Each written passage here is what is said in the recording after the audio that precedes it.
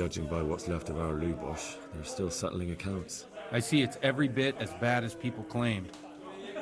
Dreadful. Well then, here's to those poor souls who had to die so pointlessly and so terribly.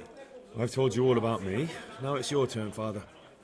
You don't look much like our parish priest at home.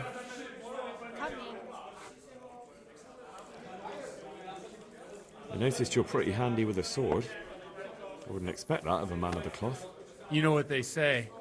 The Lord moves in mysterious ways. But this is a bit more mysterious than others. Let's just say I haven't always been a priest.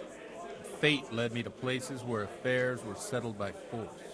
These days, of course, it's just a bit of exercise to keep me in shape.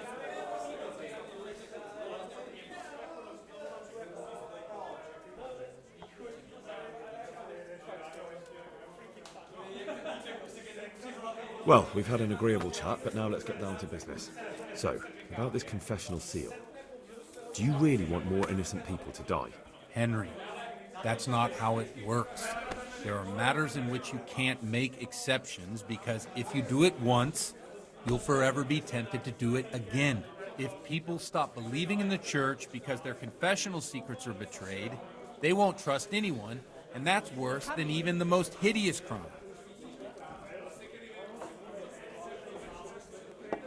I understand, but that means I've reached a dead end. Those cutthroats will strike again, and I can't stop them. Chin up, lad. I might have a solution. What?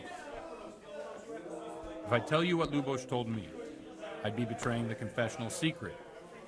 But, first thing tomorrow, I'll try something I think might help you.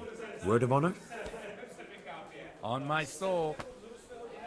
I always wondered about the things a priest tells his congregation. Where on earth do you get the ideas for your sermons? Well, Uzhitz isn't Prague. It's not enough to instruct people. They have to be entertained, too. If I only read from the Bible, I'd soon be preaching to an empty church. Our priest wasn't exactly a bard. So what do you preach to your flock about? It has to be something topical. Condemning vices. And, of course, describing them in detail. Tongue-lashing about the two popes goes down well these days.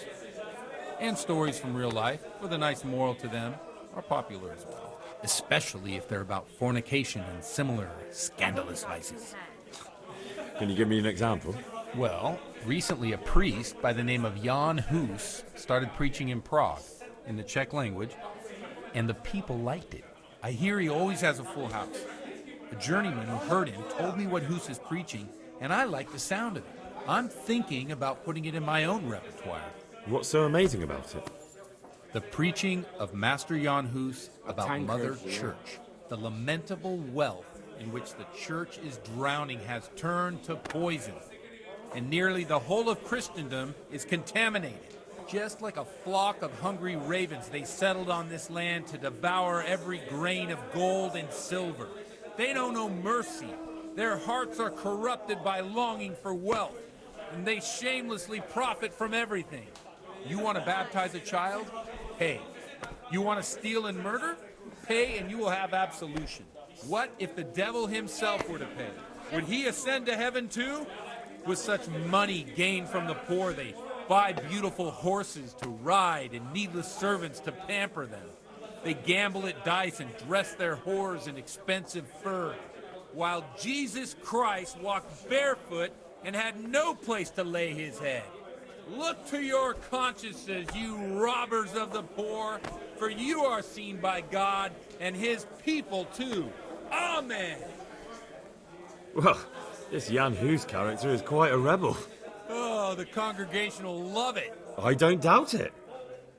Let's drink to that. Funny. That last bit reminds me of someone.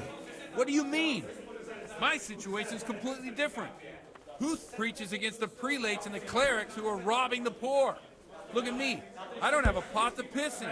I'm no better off than the folk I preach to. I'm one with them in poverty and suffering and everything that troubles them. I drink with them and curse those stuffed habits in Sasau monasteries.